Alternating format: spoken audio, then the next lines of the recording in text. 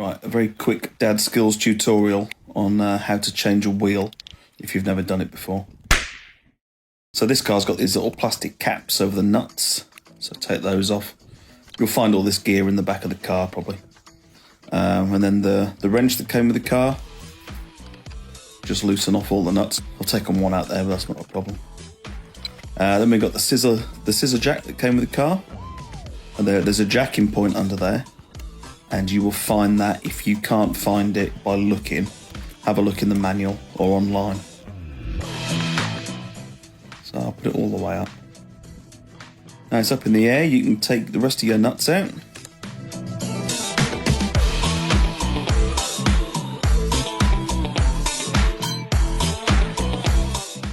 Pull your wheel off. And then obviously we've changed it, or you've got a flat or whatever. We can put the new one back on. Line your holes up, put your nuts on relatively tight. And the reason I'm doing this is I've actually made a follow-up video. I was changing the brake pads on this car, so that's why I made this video first. If you want to see that one, I will link that above. And I've actually had it on an axle stand. That's why you can see me putting the jack back in, taking the stand out and then lowering it back down again.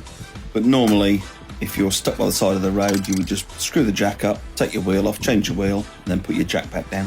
As you can see, I've parked it on a nice level surface, so there's no problem with the jack or anything. There we go, back down again, and now it's down. I can just give all the nuts one last tighten, put all the plastic covers back on.